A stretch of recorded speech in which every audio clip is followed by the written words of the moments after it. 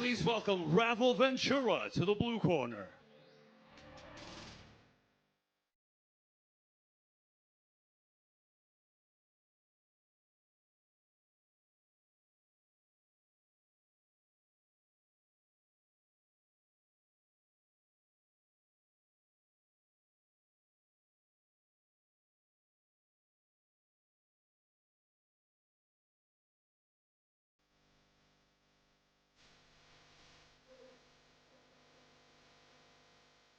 Please welcome to the red corner, Rodrigo Lopes.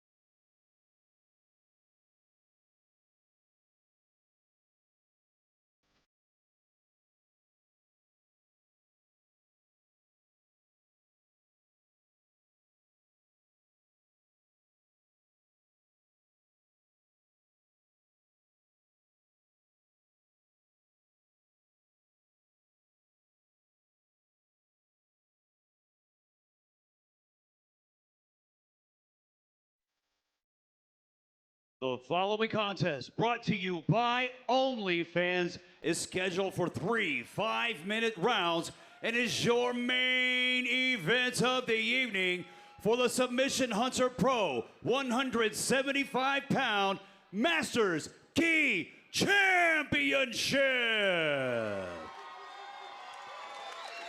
Introducing to you first, fighting out of the blue corner, representing Gracie Baja, this is Ravel Ventura. And introducing his opponent across the stage, fighting out of the red corner, representing North-South Jiu-Jitsu, this is Rodrigo Lopes.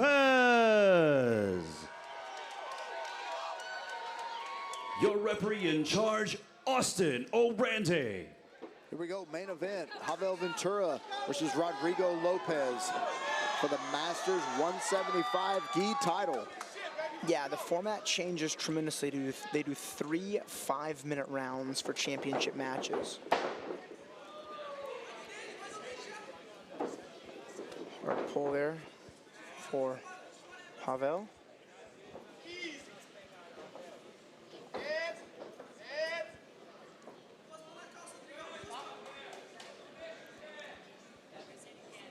Ravel Ventura representing Gracie Baja McKinney, helmed by their professor, gym owner, Ignacio Neto.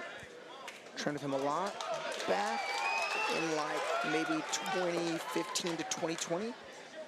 They've been there for 5 years now. Took some time. The man has built a really good competition team, of which is no surprise.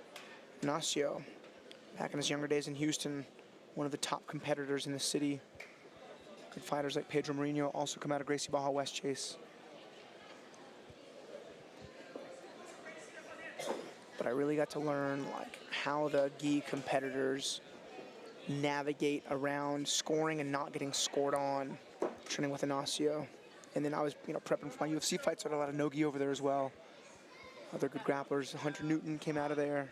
One time I watched Hunter score like 90-plus points as a brown belt in a San Antonio Open. It was wild. It's got to be a record. I mean, yeah. I think it was 96-0, and then he subbed him. It was wild. Nice sweep there. After that pull there, Ravel. Rodrigo Lopes, I don't know, South Jiu-Jitsu. Now, is West Chase where Eric Garcia trains also when he trains?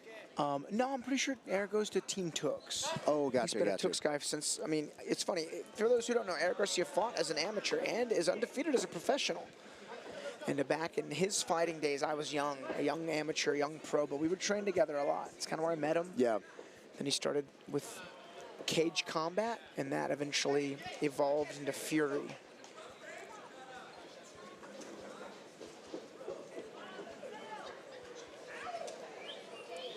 I'm not exactly sure. I mean, it's almost like they're defying the rules of the game. It's like, yeah, we don't want to play it like that.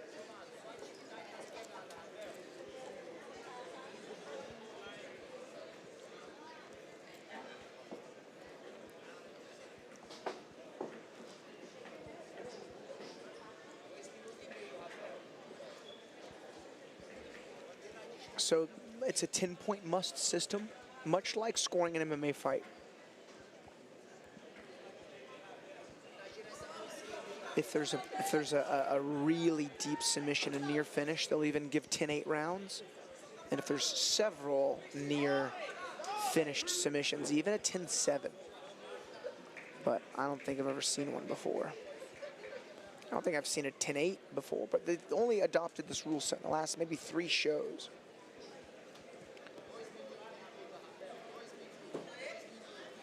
The #1 scoring criteria naturally are submission attempts. Second being passes, sweeps, and takedowns. And third being position control. In the gi, though, especially amongst black belts, it's almost always guard versus guard. And there's a perfect way to bypass all those rules. And all you have to do is get a submission. That's right. Within the time limit, get a submission. These championship matches, though, I mean, it's the best of the best. It's the best versus the best.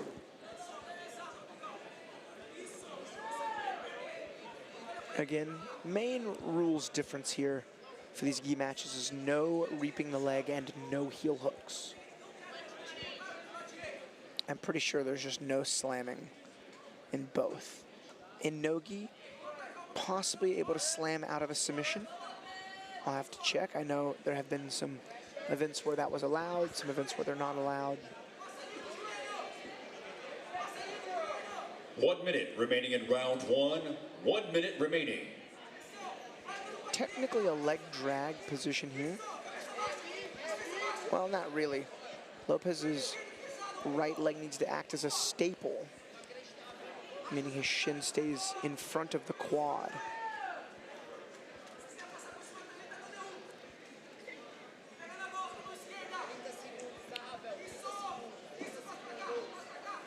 They're kind of a strange position here. 30 seconds remaining. Nice. Ravel Ventura trying to dive underneath.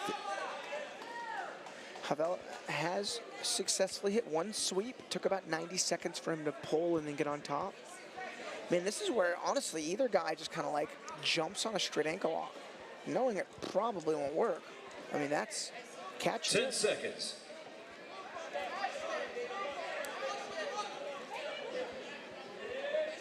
If there's anything you can do from 50-50, it's spam Time. less than threatening submissions. All right, these guys are going to 1 minute break, much like an MMA fight, and then going for round 2.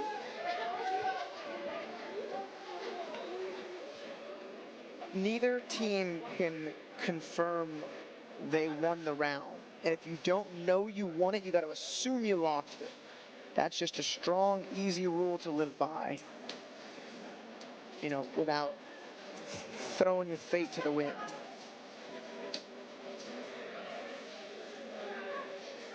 Rodrigo Lopes with maybe a little bit more top time, but it seemed like pushing the action was Ravel Ventura. Yeah. And, you know, there were points in the match where Rodrigo grabbed the lapels and just kind of looked around and was waiting, and I never understood, and I've seen both competitors do it in the main and co-main event, but you know, they're kind of like got a grip and they're like kind of putting their hands up like, well, I don't know what to do. He won't do what I want him to do. It's like, make it happen. yeah, why do it's the worst complaint in jiu-jitsu or in any match you can think of. Is like, wait, I can't move him, so, and I'm definitely not letting go, so what do we do here? Yeah. So yeah, I tell my kids why martial arts is so good. I'm like, in jiu-jitsu, if you don't find a solution, you lose, period. Like, there are no excuses. You either figure a solution out or you lose. There's no middle ground. There's no in between. It makes you very self-reliant to sometimes think outside the box, or you just got to push a crazy pace and make something happen. now, dynamic start here to round 2. A contactless guard pull. Yeah. Sitting back on a straight ankle lock. And this is what makes leg locks, in my opinion, harder to finish in the gi. Are those grips, especially those sleeve grips. Some back exposure attempts here from Lopes as Ravel's looking for a knee bar.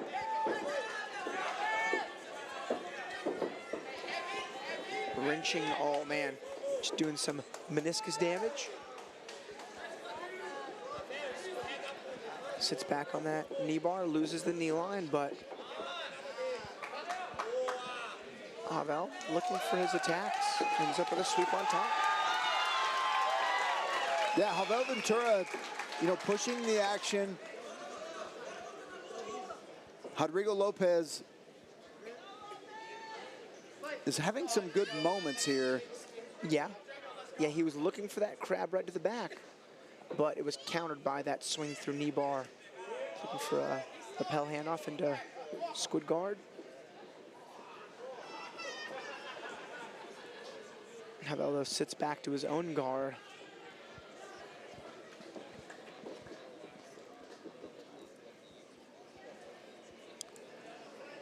Man, those UFC fights in China, they took place super early this morning. But man, Johnny Walker. Yeah. With that round 2 KO. Man, I thought that was a tough match for him. And Ming Yang was a brute. But Walker got it done. Aljo got it done. Yeah, we talked about this fight a little bit yesterday, and you know, we both agreed that was going to be a tough fight for him. And man, come out there, took care of business, and UFC is just the guys are, as you know, I mean, 22 fights, 23rd coming up. Is that right? Yeah, 23 deep, 24th coming up. Yeah, 24th coming up, man, and just it's so good, and it's so everyone, especially in that top 15, man, it's just everyone is so good. Yeah, it's also, make sure you guys tune in on Fight Pass Tuesday nights for Dana White's Contender Series. The future stars of the UFC starting out on that show. Oh no. What do they call this? Reverse close guard? Or donkey guard.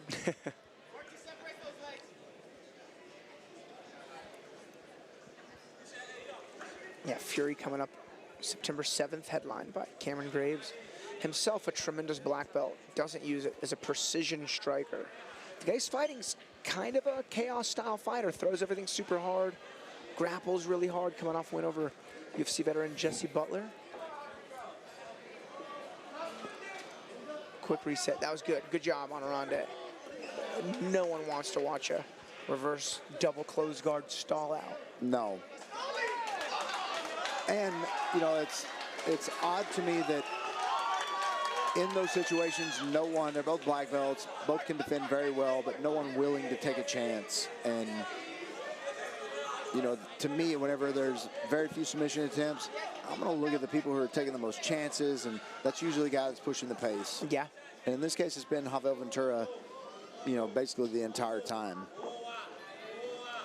And there are rule sets for the other style of jiu-jitsu. There are rule sets for it, and there are, you know, you and I appreciate the sport and the art of jiu-jitsu, and so we appreciate both sides, but we're just not in that rule set. It's not in the rule set for holding and stalling. No, not at all. 1 minute remaining in round 2. 1 minute remaining. And with the UFC making it possible for these athletes to make a very good living doing jiu-jitsu now, I mean, Submission Under Pro and a few other UFC Fight Pass events are making it possible. We're kind of the proving ground for, you know, who they're going to take. They've taken quite a few Submission Under Pro athletes. Matter of fact, one of them is their lightweight champion. And so, is it lightweight? Yeah, lightweight. 155, Yeah, 155. Carlos Enrique. Yeah. 30 seconds Absolute remaining. beast. Yeah, your referee, Austin Aronde, was on the reality TV show for leading up UFC BJJ 1. Yeah, Carlos Enrique actually married Ostrande's sister, so Yeah. they're brother-in-laws. It's one of the coolest family dynamics I've ever seen. Yeah, it's really cool to see them interacting also whenever they're 10 out, seconds. because they're really close, all of them. Yeah. My favorite part of the whole show on UFC BJJ, the road to, watch it back on YouTube, fight fans, was Carlos Enrique wins his semifinals match, breaks the guy's arm. And he's going to the finals, and Austin's like, hey, man, you can provide for your son, for our family. It was so cool. Yeah. Just how important that was for that family and the level of jiu-jitsu. And props to Carlos Enrique's opponent. I forget his name, but he was getting armbarred, and he just chose not to tap. Third and final round coming up momentarily for the 175-pound Masters Gi Championship. Who you got, Dallas? Are you riding with Ravel Ventura? Or are you rolling with Rodrigo Lopes? Third and final round for the championship coming up momentarily. All right, so I think round one could have gone either way. I think round two did go to Ravel Ventura. That's unofficially me and Mike's opinion. Mike and I's opinion. My opinion along with Mike's opinion. Yeah. Alex Morono's opinion is this. My opinion is also this. I didn't know how to past tense that.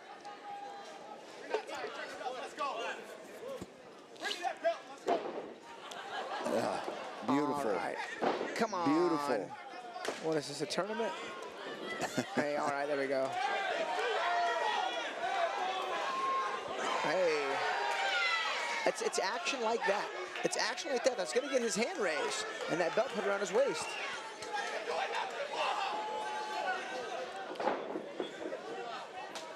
It's sometimes strange. Now, granted, not letting people score is important, but it's almost like an anti-game.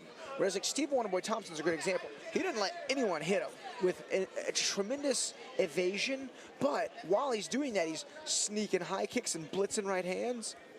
Not getting scored on while attacking can and must be done. But just the not getting scored on part, that can't be your only goal.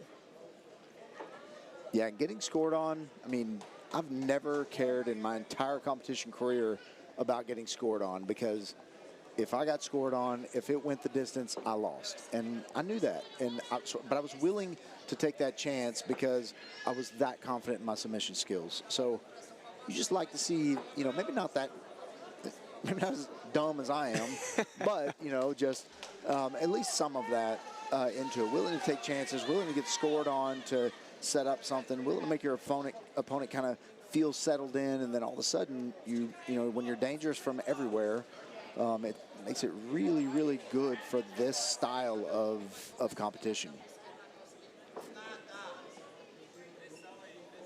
Notice that cross pant grip he has with the left hand, does Ravel Ventura. Can't quite get past the guard as Lopes looking for an entry on the legs. This is probably the best bite he's had so far.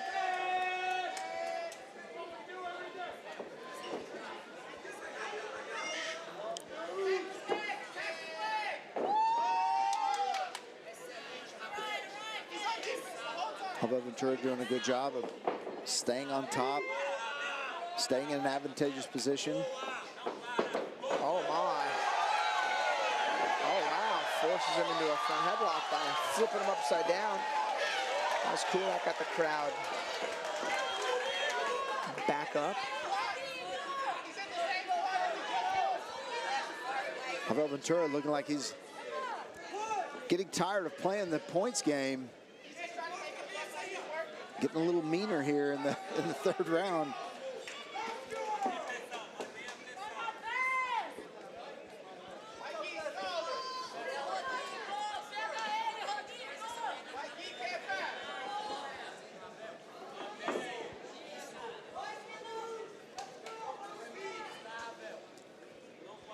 Rodrigo Lopes, Ravel Ventura, third and final round.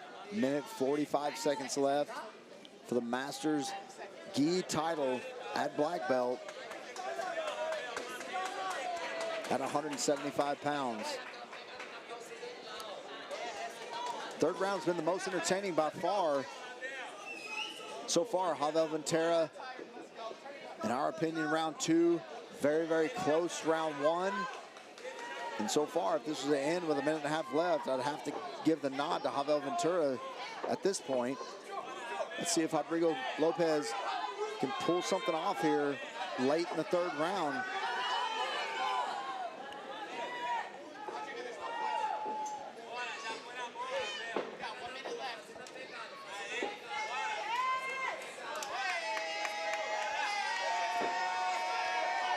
Rodrigo chasing that back. 1 minute remaining in this match. 1 minute remaining.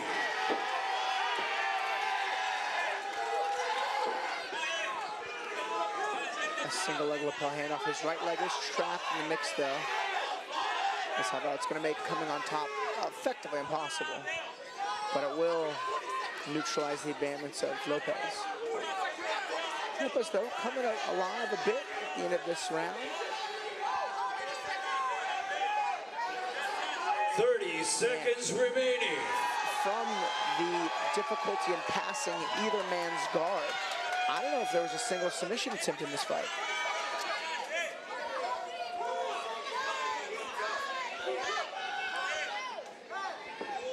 Maybe some straight ankle lock attempts early on. 10 seconds.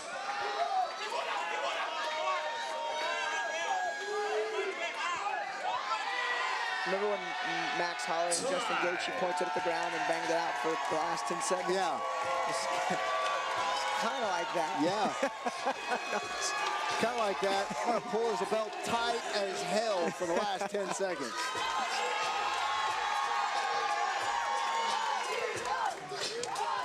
Who do you got, Alex? I think rounds 2 and honestly the beginning of round 3 went to hobble, but the end maybe to Lopes. I don't know. I think we'll see the Gracie Barra fighter possibly get that belt wrapped around his waist, but we'll see what the judges say.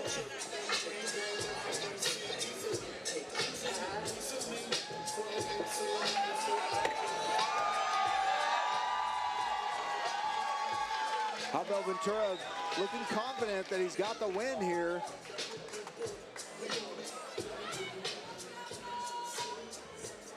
Let's go inside the weigh-in and find out who the champ is. Ladies and gentlemen, after 3 rounds of grappling, we go to the referees for your decision. Your winner with a score of 29-28 and your new 175-pound Masters Gi champion, Rodrigo Lopes.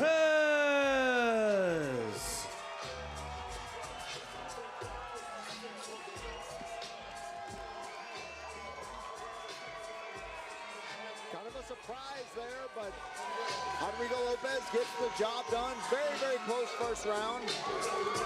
Good ending to the third round, so may have secured that win for him. Let's go inside to Alex Morono and talk to the champ.